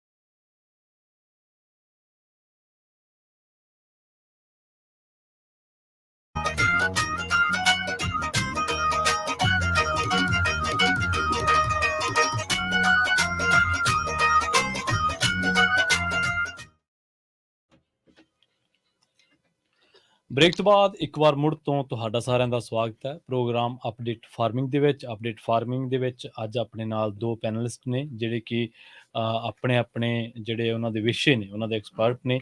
ਪਹਿਲੇ ਨੇ ਆਪਣੇ ਨਾਲ ਜਸਬੀਰ ਸਿੰਘ ਸਿੱਧੂ ਜੀ, ਇੱਕ ਵਾਰ ਮੁੜ ਤੋਂ ਸਵਾਗਤ ਹੈ ਜੀ ਬ੍ਰੇਕ ਤੋਂ ਬਾਅਦ। ਹਾਂਜੀ, ਸਤਿ ਸ਼੍ਰੀ ਅਕਾਲ। ਤੇ ਜੇਮਸ ਲਵਲੇਡੀ ਜਿਹੜੇ ਕਿ ਨਿਊਟ੍ਰੀਸ਼ਨ ਐਕਸਪਰਟ ਨੇ, ਉਹਨਾਂ ਦੇ ਨਾਲ ਆਪਣੀ ਜਿਹੜੀ ਗੱਲਬਾਤ ਜਾਰੀ ਹੈ। ਆਪਾਂ ਜਦੋਂ ਬ੍ਰੇਕ ਤੇ ਜਾਣ ਲੱਗੇ ਸੀਗੇ ਸਿੱਧੂ ਸਾਹਿਬ, ਤੇ ਆਪਾਂ ਇੱਕ ਗੱਲ ਛੱਡੀ ਸੀਗੀ ਕਿ ਇਲਾਜ ਦੇ ਨਾਲੋਂ ਬਚਾਅ ਚੰਗਾ, ਤੇ ਉੱਥੋਂ ਹੀ ਗੱਲ ਆਪਾਂ ਸ਼ੁਰੂ ਕਰਦੇ ਹਾਂ ਵੀ ਅਗਲੇ ਸਾਲ ਦੀਆਂ ਜਿਹੜੀਆਂ ਹੁਣ ਫਸਲਾਂ ਹੋਣਗੀਆਂ, ਅਗਲੇ ਸਾਲ ਦੇ ਜਿਹੜੇ ਰੁੱਖਾਂ ਨੂੰ ਫਲ ਲੱਗਣਾ, ਤਾਂ ਉਹਦੇ ਫਸਲ ਦੇ ਲਈ ਜਿਹੜੇ ਇਹ ਹੁਣੇ ਕਿਵੇਂ ਆਪਾਂ ਇਸ ਚੀਜ਼ ਨੂੰ ਬੈਲੈਂਸ ਕਰ ਸਕਦੇ ਹਾਂ, ਨਿਊਟ੍ਰੀਐਂਟਸ ਨੂੰ ਕਿਵੇਂ ਬੈਲੈਂਸ ਕਰੀਏ, ਨਿਸ਼ਾਨੀਆਂ ਕੀ ਹੋਣਗੀਆਂ, ਜਾਂ ਵੱਧ ਪੈਦਾਵਾਰ ਦੇ ਲਈ ਕਿਵੇਂ ਬੈਲੈਂਸ ਕਰੀਏ। ਸੋ ਇਹਨਾਂ ਸਾਰੀਆਂ ਚੀਜ਼ਾਂ ਨੂੰ ਕਿਵੇਂ ਦੇਖਿਆ ਜਾਵੇ। ਹਾਂਜੀ ਪ੍ਰਵੀਨ ਜੀ, ਆਪਾਂ ਜੇਮਸ ਤੋਂ ਹੀ ਪੁੱਛਦੇ ਹਾਂ, ਕਿਉਂ ਇਹਦੀ ਇਹ ਬਹੁਤ ਚਿਰ ਦੀ ਫੀਲਡ ਆ ਜੀ ਜੀ, ਜਿਹੜਾ ਕਿ ਇਹ ਖੇਤ ਦੇ ਵਿੱਚ ਤੁਹਾਡਾ ਸੋਇਲ, ਪਾਣੀ ਤੇ ਜਿੱਦਾਂ ਦਾ ਤੁਹਾਡੇ ਪਲਾਂਟ ਆ, ਟਰੀ ਆ, ਉਹਨਾਂ ਨੂੰ ਬੈਲੈਂਸ ਕਰਕੇ ਮੈਕਸਿਮਮ ਆਊਟਪੁੱਟ ਕਿੱਦਾਂ ਕੱਢਣੀ। ਹਾਂਜੀ, ਇਹ ਤਾਂ ਹੈ ਕਿ ਜਦੋਂ ਫਸਲ ਲੱਗ ਗਈ ਉਸ ਤੋਂ ਬਾਅਦ ਤਾਂ ਇਹਨਾਂ ਤੱਤਾਂ ਨੂੰ ਪੂਰੇ ਕਰਨ ਦਾ ਕੋਈ ਫਿਰ ਬਹੁਤ ਔਖੀਆਂ ਹੋ ਜਾਂਦੀਆਂ ਹੈ ਨਾ। ਜਿੱਦਾਂ ਹੁਣ ਬਾਹਲਾ ਆਪਾਂ ਕਰੀਦਾ ਵੀ ਜਿਹੜੀ ਅਗਲੇ ਸਾਲ ਦੀ ਕ੍ਰਾਪ ਆ, ਹਾਂਜੀ, ਬਦਾਮਾਂ ਦੀ ਸਪੈਸ਼ਲੀ, ਹਾਂਜੀ, ਉਹ ਹੁਣ ਜੁਲਾਈ ਅਗਸਤ ਚ ਡਿਸਾਈਡ ਹੋ ਜਾਣੀ ਆ। ਠੀਕ ਹੈ ਨਾ। ਤੇ ਜੇ ਆਪਾਂ ਕਹੀਏ ਵੀ ਜਾਂਦੀ ਐ ਕਿ ਸਾਡਾ ਜਾਣੀ ਦੀ ਨਵੰਬਰ ਦਸੰਬਰ ਚ ਕਰ ਲਾਂਗੇ, ਉਹ ਚੀਜ਼ ਨਹੀਂ ਹੁੰਦੀ। ਕਈ ਜਿਨ੍ਹਾਂ ਨੇ ਪਿਛਲੇ ਸਾਲ ਵੀਰਾਂ ਨੇ ਨਹੀਂ ਪੋਸਟ ਹਾਰਵੈਸਟ ਵੀ ਕੁਝ ਨਹੀਂ ਨਾ ਕੀਤਾ, ਬਈ ਕ੍ਰਾਪ ਦੇ ਪੈਸੇ ਹੈ ਨਹੀਂ ਕਰਕੇ, ਜੋ ਵੀ ਜਿਹੜੇ ਸਪੈਸ਼ਲੀ ਟਰੀ ਕ੍ਰਾਪ ਆ, ਉਹਨਾਂ ਨੂੰ ਮੈਕਸਿਮਾਈਜ਼, ਉਹਨਾਂ ਨੂੰ ਜਾਣਦੀ ਉਠਾਉਣ ਲਈ 2 ਤੋਂ 3 ਸਾਲ ਲੱਗਦੇ ਆ ਜੀ। ਤੇ ਉਹਨਾਂ ਨੂੰ ਡਿੱਗਣ ਨੂੰ ਤਾਂ 1 ਸਾਲ ਚ ਹੀ ਡਿੱਗ ਪੈਂਦੇ ਆ, ਤੇ ਪਰ ਜਾਂਦੀ ਉਹਨਾਂ ਨੂੰ ਵਾਪਸ ਲੈ ਕੇ ਆਉਣ ਜਿਹੜੀ ਉਹਨਾਂ ਦੀ ਪ੍ਰੋਡਕਸ਼ਨ ਲੈਵਲ, ਉਹਨੂੰ 2-3 ਸਾਲ ਲੱਗਦੇ ਆ, ਤੇ ਕਈ ਵਾਰੀ ਜ਼ਿਆਦਾ ਵੀ, ਤੇ ਉੱਥੇ ਖਰਚਾ ਵੀ ਬਹੁਤ ਹੁੰਦਾ। ਠੀਕ ਹੈ ਨਾ ਜੀ। ਐਂਡ ਵੀ ਜੇ ਕਾਸਟ ਤੇ ਨਾ ਟ੍ਰੇਡ ਆਫਸ ਬਹੁਤ ਆ। ਇਉਂ ਨਹੀਂ ਵੀ ਜਾਣਦੀ, ਜੇ ਤੁਸੀਂ ਕਹੋ ਵੀ ਮੈਂ ਮੈਕਸਿਮਮ ਯੀਲਡ ਲੈਣੀ ਆ, ਸਾਰਿਆਂ ਨੂੰ ਹੁਣ ਵਕਤ ਉਹ ਆ ਵੀ ਅਸੀਂ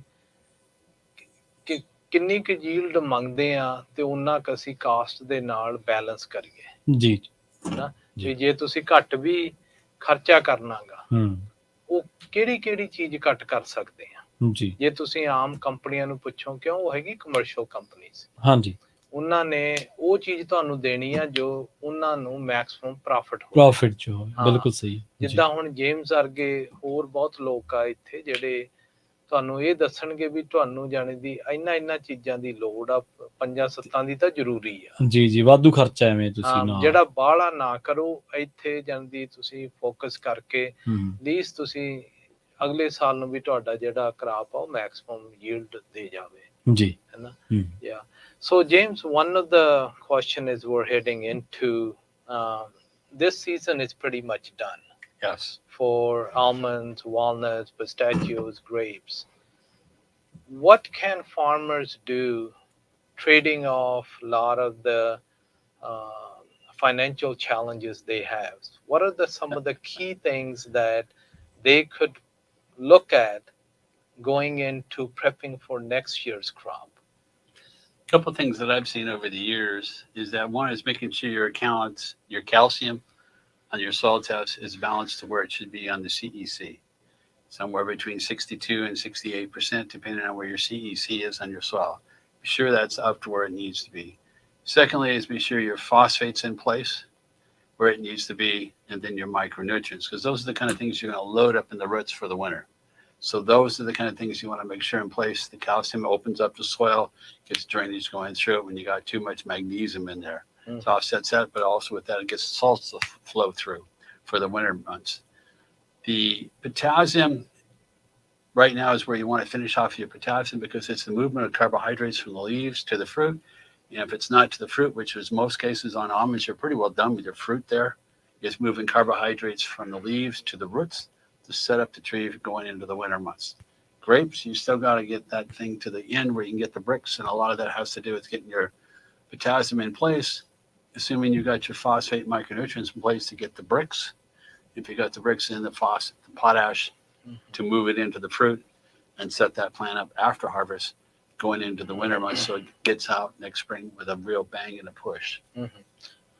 ਸੋ ਜਿਹੜਾ ਕੁਐਸਚਨ ਜਿਹੜੇ ਆਪਾਂ ਕਰ ਰਹੇ ਸੀ ਸਿਰਫ ਦੂਜੇ ਕ੍ਰਾਪਸ ਤੇ ਵੀ ਕਰਾਂਗੇ, ਬਦਾਮ ਤੇ ਜਿਹੜੇ ਸਪੈਸ਼ਲੀ ਗ੍ਰੇਪਸ ਆ ਇਸ ਵਾਰ ਜੀ ਜੀ ਹੈ ਨਾ, ਅਗਲੇ ਸੀਜ਼ਨ ਦੇ ਲਈ ਇਹਨਾਂ ਦੇ ਹਿਸਾਬ ਨਾਲ ਜੋ ਇਹਨਾਂ ਦਾ ਐਕਸਪੀਰੀਅੰਸ ਆ ਦੇਖ ਰਹੇ ਜੇਮਸ ਕਿ ਕੈਲਸ਼ੀਅਮ ਦੀ ਬਹੁਤ ਜ਼ਰੂਰਤ ਪੈਂਦੀ ਆ ਜੀ, ਵੀ ਤੁਹਾਡਾ ਮੇਕ ਸ਼ੋਰ ਕਰੋ ਵੀ ਕੈਲਸ਼ੀਅਮ ਲੈਵਲ ਠੀਕ ਆ। ਤੇ ਦੂਸਰੀ ਇਹ ਆ ਕਿ ਜਿਹੜੀ ਤੁਹਾਡੀ CEC ਆ, ਕੈਡ ਆਇਨ ਐਕਸਚੇਂਜ ਉਹਨੂੰ ਕਹਿ ਦਿੰਦੇ ਆ, ਜਦੋਂ ਇੱਕ ਆਪਦਾ ਜਾਣਦੀ ਤੁਸੀਂ ਟੈਸਟ ਜ਼ਰੂਰ ਕਰਾਓ। ਸਭ ਤੋਂ ਜ਼ਰੂਰੀ ਗੱਲ ਇਹ ਆ ਵੀ ਤੁਸੀਂ ਭਾਵੇਂ ਫਰਟੀਲਾਈਜ਼ਰ ਤੇ ਕਾਸਟ ਕੱਟ ਕਰ ਦਿਓ, ਠੀਕ ਹੈ, ਹੋਰ ਚੀਜ਼ਾਂ ਤੇ, ਪਰ ਟੈਸਟ ਤੇ ਤੁਸੀਂ ਆਪ ਪੇ ਕਰਿਆ ਕਰੋ। ਉਹਦਾ ਇਹ ਆ ਕਿ ਜਾਣੀ ਦੀ ਜਿੰਨੇ ਟੈਸਟ ਹੋਣਗੇ ਤੁਹਾਨੂੰ ਪਤਾ ਲੱਗ ਜੂ ਵੀ ਕਿੰਨੀ ਕਿਹੜੀ ਕਿਹੜੀ ਚੀਜ਼ ਚਾਹੀਦੀ ਆ। ਤੇ ਬਾਕੀ ਜਿਹੜੇ ਮਾਈਕਰੋ ਨਿਊਟ੍ਰੀਐਂਟਸ ਆ, ਹਾਂਜੀ, ਕਈ ਵਾਰੀ ਹੁੰਦਾ ਵੀ ਆਇਰਨ ਘੱਟ ਗਈ, ਮੈਗਨੀਜ਼ੀਅਮ ਘੱਟ ਗਈ, ਹੋਰ ਚੀਜ਼ ਘੱਟ ਗਈ, ਇਹਨਾਂ ਸਾਰੀਆਂ ਚੀਜ਼ਾਂ ਦੇ ਹੈਗੇ ਰੇਸ਼ੀਓਸ, ਠੀਕ ਹੈ। ਦੂਸਰਾ ਇਹ ਆ ਵੀ ਜਿਹੜਾ ਫਾਸਫੋਰਸ ਐਸਿਡ ਆ ਨਾ, ਉਹ ਬਹੁਤ ਜ਼ਿਆਦਾ ਜ਼ਰੂਰੀ ਆ, ਹੈ ਨਾ। ਮੋਸਟਲੀ ਜਾਣਦੀ ਉਹ ਸਭ ਤੋਂ ਜ਼ਿਆਦਾ ਘੱਟ ਪੈਂਦਾ, ਸਭ ਤੋਂ ਜ਼ਿਆਦਾ ਇੰਪੋਰਟੈਂਟ ਉਹ ਆ ਕਿ ਉਹ ਮੂਵਮੈਂਟ ਦੇ ਵਿੱਚ ਹੈਲਪ ਕਰਦਾ ਹੈਗਾ, ਜੀ ਜੀ, ਹੈ ਨਾ, ਵੀ ਜਾਣਦੀ ਅਗਲੇ ਸਾਲ ਦੇ ਸੈੱਟ ਜਿਹੜੇ ਹੋਣ ਨੇ। ਤੇ ਉਹ ਤਾਂ ਹੈਗਾ ਬਦਾਮਾਂ ਦਾ ਵੀ ਜਾਣਦੀ ਤੁਸੀਂ ਟੈਸਟ ਕਰੋ, ਜਿਹੜਾ ਤੁਹਾਡਾ ਕੈਲਸ਼ੀਅਮ, ਬਾਕੀ ਫਿਰ ਜਿੰਨੀਆਂ ਵੀ ਇਹ ਮਾਈਕਰੋ ਨਿਊਟ੍ਰੀਐਂਟਸ ਹੈਗੀਆਂ, ਫਿਰ ਉਦੋਂ ਬਾਅਦ ਨਾਈਟ੍ਰੋਜਨ, ਪੋਟੈਸੀਅਮ ਤਾਂ ਪਾਉਣਾ ਹੀ ਆ। ਕਿਤੇ ਹੋਰ ਨਾ ਇਹ ਹੋਵੇ ਕਿ ਜਿਹੜੇ ਤੁਹਾਡਾ ਨੂਨ ਆ ਬਿਟਵੀਨ ਹੁਣ ਤੋਂ ਲੈ ਕੇ ਅਗਲੇ ਜਿਹੜੇ 3 ਮਹੀਨਿਆਂ 'ਚ ਤੁਹਾਡਾ ਨੂਨ ਦੀ ਅਪਟੇਕ ਜ਼ਿਆਦਾ ਹੋ ਜੇ, ਦੂਜੀਆਂ ਚੀਜ਼ਾਂ ਦੀ ਘੱਟ ਹੋਵੇ, ਜੀ ਜੀ, ਹੈ ਨਾ, ਫਿਰ ਉਹਦੇ ਨਤੀਜੇ ਵੀ ਉਹੀ ਆਉਣੇ ਆ। ਚਾਹੇ ਬਾਇਓਕਾਰਬਨਸ ਲਾਕਅਪ ਚੀਜ਼ਾਂ ਕਰਕੇ ਉਹ ਵੀ ਜਿਹੜੇ ਰੇਸ਼ੀਓਜ਼ ਬਹੁਤ ਇੰਪੋਰਟੈਂਟ ਆ। ਤੇ ਗ੍ਰੇਪਾਂ ਦੀ ਹੈਗੀ ਆ ਹਲੇ ਟਾਈਮ ਆ ਕੇ ਜਾਂਦੀ ਜਿਹੜਾ ਉਹਨਾਂ ਦੇ ਸ਼ੂਗਰ ਬ੍ਰਿਕਸ ਕਾਊਂਟ ਕਰਨੀ ਆ, ਉਹਦੇ ਵਿੱਚ ਵੀ ਜਾਂਦੀ ਜਿਹੜਾ ਫਾਸਫੋਰਿਕ ਐਸਿਡ ਆ, ਕੈਲਸ਼ੀਅਮ ਆ, ਪੋਟੈਸੀਅਮ ਆ, ਜਿਹੜੀਆਂ ਇਹਨਾਂ ਦੇ ਇਕੱਲੇ ਰੇਸ਼ੀਓਜ਼ ਆ, ਉਹਨਾਂ ਨੂੰ ਤੁਸੀਂ ਠੀਕ ਕਰਕੇ ਰੱਖੋ, ਉਹਦੇ ਨਾਲ ਯੀਲਡਸ ਵਧੂਗੀ। Yeah. ਜੀ। So, two other things to keep in mind there is when you got a lot of free lime out in your soil, you get the sulfur on or do some water treatments that removes a lot of the free lime, so you get things back in balance with your magnesium, so you also get your water penetration going through there. The other thing is, just as we were talking there, is that comes to mind is your phosphoric acid. The reason you want to use a food grade white phosphoric acid, it's free of all the heavy metal contaminants. Going in there with a green usually typically is high with aluminum and other metals in there that are not good for plant nutrition. Especially aluminum will begin to plug up the xylem flow up into the tree or into the roots there. So you want to use a good grade white phosphoric acid when you're water running, or use something like 1152 if you're putting on a dry material. But don't use the green, because the green's just got too many other heavy metals in there and it ties up your phosphate. And if you got a high free lime soil, the white phosphoric acid will still work better there for you. But you want to get that free lime in there taken care of with the water treatment. And usually the one we've been using has been the HCT water salt. Yeah. So ਜਿਹੜਾ ਹੋਰ ਇੱਕ ਜ਼ਰੂਰੀ ਚੀਜ਼ ਹੈ ਨਾ ਕਿ ਆਪਣੇ ਬਾਇਓਕਾਰਬੋਨੇਟਸ, calcium ਕਰਕੇ ਆਪਣੇ ਨਾ ਲਾਈਮ ਬਹੁਤ ਆ, ਠੀਕ ਹੈ ਜੀ, ਹੈ ਨਾ। ਲਾਈਮ ਉਹ ਫ੍ਰੀ ਅਪ ਹੁੰਦਾ ਜਿਹੜਾ ਜਦੋਂ ਤੁਸੀਂ ਜਾਂਦੀ ਸਲਫਰਿਕ ਐਸਿਡ ਪਾ ਦਿੰਦੇ ਆ, ਹੈ ਨਾ, ਉਹ ਫ੍ਰੀ ਅਪ ਕਰੇ ਸਾਰਾ ਮੈਗਨੀਜ਼ੀਅਮ ਨੂੰ, ਜਿਹੜਾ ਸੋਇਲ ਦੇ ਵਿੱਚੋਂ ਫ੍ਰੀ ਅਪ ਹੋ ਜਾਂਦਾ। ਜਦੋਂ ਇਹ ਚੀਜ਼ਾਂ ਫ੍ਰੀ ਅਪ ਹੋ ਜਾਂਦੀਆਂ, ਫਿਰ ਕੁਐਸਚਨ ਆਉਂਦਾ ਗਾ ਵੀ ਜਿਹੜੇ ਕਈ ਪ੍ਰੋਡਕਟਸ ਹੈਗੇ ਜਿਨ੍ਹਾਂ ਦੇ ਨਾ ਸਾਲਟ ਜ਼ਿਆਦਾ ਹੈਗੇ, ਉਹਨਾਂ ਵਿੱਚ ਮੈਟਲਸ ਵੀ ਹੈਗੇ ਆ, ਠੀਕ ਹੈ। ਹਾਂ, ਵੀ ਇਹਨਾਂ ਦਾ ਮੇਨ ਮੰਨਣਾ ਹੈਗਾ ਜੇ ਤੁਸੀਂ ਵਾਈਟ ਐਸਿਡ ਯੂਜ਼ ਕਰਦੇ ਆ ਨਾ, ਜਿਹੜਾ ਫੂਡ ਗ੍ਰੇਡ ਆ, ਉਹਨਾਂ 'ਚ ਮੈਟਲ ਘੱਟ ਆ ਜੀ। ਜਿਹੜਾ ਆਮ ਲੋਕ ਯੂਜ਼ ਕਰਦੇ ਆ, ਉਹ ਸਾਰੇ ਕੰਪਨੀਆਂ ਯੂਜ਼ ਕਰਦੀਆਂ ਇੱਥੇ ਆਪਣੇ ਮੋਸਟਲੀ 90%, ਹੈ ਨਾ, ਉਹ ਹੈਗਾ ਗ੍ਰੀਨ, ਉਹਦੇ ਵਿੱਚ ਮੈਟਲਸ ਹੈਗੇ ਆ। ਫਾਸਫੋਰਿਕ ਐਸਿਡ ਤਾਂ ਹੈਗਾ, ਠੀਕ ਹੈ, ਠੀਕ। ਉਹ ਤੇ ਵੀ ਜੇ ਕਿਸੇ ਨੇ ਡਰਾਈ ਪਾਉਣਾ 1152 ਉਹ ਪਾਵੋ, ਹੈ ਨਾ, ਵੀ ਜਿਹੜਾ ਅਗਲੇ ਸਾਲ ਦੇ ਲਈ ਉਹ ਅਵੇਲੇਬਲ ਹੋਵੇ। ਤੇ ਫਿਰ ਇਉਂ ਵੀ ਹੈਗਾ ਗਾ ਕਿ ਸਾਡੇ ਕੰਪਨੀਆਂ 'ਚ ਸੋਲਿਊਸ਼ਨਸ ਵੀ ਬਥੇਰੇ ਆ, ਉਹਨਾਂ ਨੂੰ ਤੁਸੀਂ ਆਪਦੇ ਕੋਈ CCA ਨਾਲ, ਆਪਦੇ ਚੰਗੇ ਜਿਹੜੇ ਕੰਸਲਟੈਂਟ, ਉਹਦੇ ਨਾਲ ਬਹਿ ਕੇ ਗੱਲ ਕਰ ਸਕਦੇ ਹਾਂ ਵੀ ਅਸੀਂ ਬਹੁਤ ਇੱਥੇ ਸੋਲੂਸ਼ਨਸ ਵੀ ਲੈ ਕੇ ਆਉਂਦੇ ਆ, ਜਿੱਦਾਂ ਹਾਈਡਰੋਕਲੋਰਿਕ ਐਸਿਡਸ ਹੈਗੀਆਂ ਗੀਆਂ ਜਿਨ੍ਹਾਂ ਦੇ ਸੋਲੂਸ਼ਨਸ ਬਣੇ ਆ। ਉਹ ਸੋਲੂਸ਼ਨ ਤੁਸੀਂ ਉਹਦੇ ਨਾਲ ਲਾਈਮ ਖੁੱਲ ਜਾਂਦੀ ਆ, ਠੀਕ ਹੈ, ਉਹਦੇ ਨਾਲ ਹੋਰ ਕਈ ਚੀਜ਼ਾਂ ਜਾਣੀ ਦੀ ਉਹਨੂੰ ਬੈਲੈਂਸ ਰੱਖਣ ਦੇ ਵਿੱਚ ਮਦਦ ਕਰਦੀਆਂ। ਤੇ ਬਹੁਤ ਜ਼ਰੂਰੀ ਜਿੱਥੇ ਗੱਲ ਆਉਂਦੀ ਆ ਉਹ ਇਹ ਆ ਵੀ ਜਾਂਦੀ ਹਰ ਇੱਕ ਜ਼ਮੀਨ ਅੱਡੋ ਅੱਡਾ ਮਿੱਟੀ, ਉਹਦੇ ਵਿੱਚ ਇੱਕ ਜ਼ਮੀਨ 'ਚ ਇੱਕ ਕੰਮ ਕਰ ਜਾਂਦੀ ਚੀਜ਼, ਇਹਦਾ ਮਤਲਬ ਇਹ ਨਹੀਂ ਉਹ ਦੂਸਰੀ 'ਚ ਵੀ ਓਦਾਂ ਹੀ ਕਰੂਗੀ। ਹਨਾ, ਹਰ ਇੱਕ ਦਾ ਸੋਲੂਸ਼ਨ, ਭਾਵੇਂ ਤੁਹਾਡੇ ਗੁਆਂਢੀ ਦਾ ਖੇਤ ਆ, ਇੰਨਾ ਫਰਕ ਪੈ ਜਾਂਦਾ ਇੱਕ ਰੋਡ ਦੇ ਕ੍ਰਾਸ, ਉਹਦਾ ਸੋਲੂਸ਼ਨ ਹੋਰ ਆ ਤੇ ਤੁਹਾਡਾ ਸੋਲੂਸ਼ਨ ਹੋਰ ਆ। ਹਨਾ, ਉਹਦੇ ਲਈ ਤੁਸੀਂ ਬਹਿ ਕੇ ਜਾਣਦੀ ਆਪਦਾ ਪੂਰਾ ਐਨਾਲਿਸਿਸ ਕਰੋ। ਉਹਦੇ ਲਈ ਜਾਣੀ ਦੀ ਇਹ ਜਿਹੜੇ ਵੀ ਜਾਣਦੀ ਐਕਸਪਰਟਸ ਆ ਉਹਨਾਂ ਨੂੰ ਇੱਕ ਡੀਪ ਸੋਇਲ ਟੈਸਟ ਪੈਂਦਾ $300-400 ਤਾਂ ਲੱਗਦਾ ਗਾ, ਠੀਕ ਹੈ, ਉਹਨੂੰ ਟੈਸਟ ਕਰਾਉਣ ਨੂੰ ਜੀ, ਤੇ $200-300 $300 ਲੱਗੂਗਾ ਉਹਨੂੰ ਸਮਝਣ ਨੂੰ ਜੀ। ਉਹ ਤੁਹਾਨੂੰ ਐਨ ਸਮਝਾ ਦੇਗਾ ਵੀ ਜਾਣੀ ਦੀ ਇਹ ਕੀ ਪਾਉਣਾ ਚਾਹੀਦਾ, ਕਿੱਦਾਂ ਪਾਉਣਾ ਚਾਹੀਦਾ। ਨਹੀਂ, ਮੋਸਟਲੀ ਹੋ ਕੀ ਰਿਹਾ ਗਾ ਕਿ ਸੋਇਲ ਬਹੁਤ ਹਾਰਡ ਆ, ਅਸੀਂ ਚੀਜ਼ਾਂ ਕੋਸ਼ਿਸ਼ ਕਰ ਰਹੇ ਹਾਂ ਪਾਉਣ ਦੀ ਵੀ ਜਾਂਦੀ ਉਹ ਠੀਕ ਹੋ ਜੇ, ਪਰ ਉਹ ਠੀਕ ਹੋ ਨਹੀਂ ਰਿਹਾ। ਜੇ ਨਹੀਂ ਹੋ ਰਿਹਾ ਉਹ ਫਿਰ ਤੁਸੀਂ ਜਾਣਦੀ ਸਾਡੇ ਨਾਲ ਕੰਟੈਕਟ ਕਰ ਸਕਦੇ ਆ ਜੀ, ਵੀ ਅਸੀਂ ਬਹਿ ਕੇ ਜਾਣਦੀ ਉੱਦਾਂ ਦਾ ਪਲਾਨ ਬਣਾ ਕੇ ਦੇ ਸਕਦੇ ਆ। ਜਿੱਦਾਂ ਜੇਮਸ ਆ, ਹਨਾ, ਜਿਹੜੀਆਂ ਟੀਮਾਂ ਨਾਲ ਸੈੱਟ ਹੋਈਆਂ ਆਪਣੇ ਗਰੁੱਪਾਂ ਦੇ, ਉਹ ਇਸੇ ਲਈ ਲੈ ਕੇ ਆਉਂਦੇ ਆ ਜਿਹੜੇ ਐਕਸਪਰਟ, ਜਿਹੜੇ ਚਿਰਾਂ ਦੇ ਇਸ ਫੀਲਡ ਦੇ ਮਾਹਰ ਆ ਜੀ, ਜਿਹੜੇ ਇੱਕ ਸਿਰਫ ਤੁਹਾਨੂੰ ਇਉਂ ਹੀ ਨਹੀਂ ਦੱਸਣਗੇ ਵੀ ਆਹ ਪ੍ਰੋਡਕਟ ਕੰਮ ਕਰੂਗਾ, ਇਉਂ ਵੀ ਦੱਸਣਗੇ ਵੀ ਤੁਹਾਡਾ ਰੇਸ਼ੀਓਜ਼ ਕੀ ਆ, ਕਾਹਤੋਂ ਖਰਾਬ ਹੋਇਆ, ਉਹਨੂੰ ਠੀਕ ਕਿੱਦਾਂ ਕਰਨਾ। ਉਹ ਠੀਕ ਕਰਨ ਨੂੰ ਟਾਈਮ ਲੱਗਦਾ, ਇਉਂ ਨਹੀਂ ਵੀ ਇੱਕ ਵਾਰੀ ਸੋਲੂਸ਼ਨ ਪਾਤਾ ਤੇ ਖਰਚ ਵੀ ਇੱਕ ਵਾਰੀ ਆਉਂਦਾ ਗਾ ਤੁਹਾਨੂੰ ਐਨ ਠੀਕ ਕਰਨ ਦੇ ਲਈ। ਵੀ ਉਹ ਸਾਰੇ ਜਾਣਦੀ ਇਹ ਜਿਹੀਆਂ ਤੁਸੀਂ ਸਰਵਿਸਿਜ਼ ਲੈ ਕੇ ਆਪਦੇ ਯੀਲਡ ਵਧਾ ਸਕਦੇ ਆ। ਕੁਐਸਚਨ ਫਿਰ ਉੱਥੇ ਹੀ ਆ ਜਾਂਦਾ ਗਾ ਜੀ, ਹਨਾ। ਜੇ ਕੋਈ ਬੰਦੇ ਦੇ ਜਾਣੀ ਦੀ ਕਈ ਸੋਇਲ ਇੰਨੇ ਚੰਗੇ ਆ, ਉੱਥੇ ਪਾਉਣਾ ਨਹੀਂ ਪੈਂਦਾ ਕੁਝ ਜੀ। ਉਹਨਾਂ ਦੀ ਸਮਝ ਲਓ ਜੇ 3000 ਯੀਲਡ ਆਉਂਦੀ ਤੇ 2000 ਤੁਹਾਨੂੰ ਜਾਣੀ $2 ਦੇ ਬਦਾਮ ਹੋ ਜਾਣ, ਜੇ ਉਹ 6000 ਦਾ ਤਾਂ ਕਰਾਪ ਆ ਜਾਂਦਾ ਜੀ, ਬਿਲਕੁਲ। ਤੇ ਉਹਨਾਂ ਦਾ ਖਰਚ ਇੰਨਾ ਘੱਟ ਹੁੰਦਾ, ਉਹ ਪ੍ਰੋਫਿਟੇਬਲ ਹੈ ਇਸ ਵਾਸਤੇ। ਹੁਣ ਜਿਹੜੀ ਜ਼ਮੀਨ ਦੇ ਵਿੱਚ ਖਰਚ ਹੀ ਬਹੁਤ ਜ਼ਿਆਦਾ ਹੈਗਾ ਜੀ, ਹਨਾ, ਉਹ ਇਹਨਾਂ ਚੈਲੰਜਾਂ ਦੇ ਨਾਲ ਜਾ ਰਹੀ ਆ। ਤੁਹਾਡੇ ਟਰੀਜ਼ ਜਾਣੀ ਦੀ ਠੀਕ ਨਹੀਂ ਗੇ, ਕਰਾਪ ਪੂਰਾ ਨਹੀਂ ਦਿੰਦੇ, ਉਹ ਫਿਰ ਹਮੇਸ਼ਾ ਹੀ ਜਾਂਦੀ ਉਹ ਘਟਦੇ ਹੋਰ ਘਟਣਗੇ ਜੀ। ਜਸਬੀਰ ਸਿੰਘ ਜੀ, ਆਪਣਾ ਸਮਾਂ ਜਿਹੜਾ ਉਹ ਸਮਾਪਤੀ ਵੱਲ ਹੈ ਜੀ, ਤੇ ਇਸ ਪ੍ਰੋਗਰਾਮ ਦੇ ਵਿੱਚ ਇੰਨੀਆਂ ਸਾਰੀਆਂ ਜਾਣਕਾਰੀਆਂ ਦੇਣ ਦੇ ਲਈ, ਨਿਊਟ੍ਰੀਸ਼ਨ ਦੇ ਬਾਰੇ ਇੰਨੇ ਸਾਰੇ ਫੈਕਟ ਦੱਸਣ ਦੇ ਲਈ ਤੁਹਾਡਾ ਬਹੁਤ ਬਹੁਤ ਧੰਨਵਾਦ James. Thank you so much. Thank you ਜੀ। ਹਾਂਜੀ, ਨਹੀਂ, ਸਾਰੇ ਸਰੋਤਿਆਂ ਨੂੰ ਇਹੀ ਕਹਿਣਾ ਮੰਗਦੇ ਆ ਕਿ ਜਾਣੀ ਦੀ ਤੁਸੀਂ ਪੂਰੇ ਇਨਵੋਲਵ ਹੋਵੋ, ਪੂਰਾ ਜਾਣਦੀ ਇਨਫੋਰਮੇਸ਼ਨ ਰੱਖੋ। ਜੇ ਨਹੀਂ ਤਾਂ ਪਤਾ ਕਰੋ ਜ਼ਿਆਦਾ ਲੋਕਾਂ ਤੋਂ, ਹਨਾ। ਅਸੀਂ ਹਮੇਸ਼ਾ ਹੀ ਜਾਣੀ ਦੀ ਪੱਗ ਦੀ ਸੰਸਥਾ ਖੋਲੀ ਇਸੇ ਲਈ ਸੀ ਕਿ ਹਰ ਇੱਕ ਦੀ ਹੈਲਪ ਕੀਤੀ ਜਾਵੇ, ਹਰ ਇੱਕ ਨੂੰ ਪਤਾ ਲੱਗੇ ਵੀ ਲੀਸਟ ਅਸੀਂ ਕੀ ਕਰਦੇ ਹਾਂ। ਸਮਾਨ ਲੈਣਾ ਤੁਸੀਂ ਕਿਤੋਂ ਮਰਜ਼ੀ ਲੈ ਸਕਦੇ ਹਨਾ, ਪਰ ਤੁਹਾਨੂੰ ਪਤਾ ਹੋਵੇ ਵੀ ਅਸੀਂ ਲੈ ਕੇ ਆਹ ਚੀਜ਼ ਦੀ ਘਾਟ ਹੈ, ਆਹ ਪੂਰਾ ਕੀਤਾ, ਸਾਡੀ ਉਤਪਾਦਨ ਜਿਹੜੀ ਸ਼ਕਤੀ ਹੈ ਵੱਧ ਸਕਦੀ, ਤੇ ਜਿੰਨਾ ਉਤਪਾਦਨ ਵੱਧ ਹੋਊਗਾ ਉਹਨਾਂ ਮੁਨਾਫਾ ਹੋਊਗਾ ਜੀ। ਤੇ ਨਹੀਂ ਤਾਂ ਫਿਰ ਜਾਣੀ ਦੀ ਕਿਉਂ ਕਾਫੀ ਜਾਂਦੀ ਫਾਰਮਿੰਗ ਦੇ ਵਿੱਚ ਆਉਂਦੇ ਸਮੇਂ 'ਚ ਵੀ ਜਾਂਦੀ ਹੈ, 1-2 ਸਾਲ ਠੀਕ ਹੋਣ ਵਾਲਾ ਨਹੀਂ ਗਾ ਜੀ। ਜੀ, ਬਹੁਤ ਬਹੁਤ ਧੰਨਵਾਦ Sidhu ji. Thank you James, thank you so much. So ਇਹ ਸਨ ਆਪਣੇ ਨਾਲ ਜਸਬੀਰ ਸਿੰਘ ਸਿੱਧੂ ਜੀ, ਜਿਹੜੇ ਕਿ ਪੱਗ ਦੇ ਨਾਲ ਵੀ ਕੰਮ ਕਰਦੇ ਨੇ ਤੇ ਵੱਖ-ਵੱਖ ਮਸਲਿਆਂ ਉੱਤੇ ਪੰਜਾਬੀ ਰੇਡੀਓ USA ਦੇ ਪ੍ਰੋਗਰਾਮ ਅਪਡੇਟ ਫਾਰਮਿੰਗ ਦੇ ਵਿੱਚ ਵੀ ਆਉਂਦੇ ਰਹਿੰਦੇ ਨੇ। ਜੇਮਸ ਲਵਲੇਡੀ, ਜਿਹੜੇ ਕਿ ਨਿਊਟ੍ਰੀਸ਼ਨ ਐਕਸਪਰਟ ਨੇ ਤੇ ਪਿਛਲੇ 2.5 ਦਹਾਕਿਆਂ ਤੋਂ ਕੈਲੀਫੋਰਨੀਆ ਦੇ ਵਿੱਚ ਰਹਿ ਰਹੇ ਨੇ, 25 ਸਾਲ ਤੋਂ, ਤੇ ਇਹਦੇ ਉੱਤੇ ਕੰਮ ਕਰ ਰਹੇ ਨੇ। ਉਹਨਾਂ ਨੇ ਕਾਫੀ ਕੀਮਤੀ ਜਿਹੜੇ ਸੁਝਾਅ ਨੇ ਜਾਂ ਬਿਮਾਰੀਆਂ ਦੇ ਲੱਛਣ ਨੇ ਜਿਹੜੇ ਪੌਦਿਆਂ ਦੇ ਵਿੱਚ ਉਹ ਦੱਸੇ ਨੇ। ਬਹੁਤ ਬਹੁਤ ਧੰਨਵਾਦ। ਜੁੜੇ ਰਹੋ ਪੰਜਾਬੀ ਰੇਡੀਓ USA ਦੇ ਨਾਲ।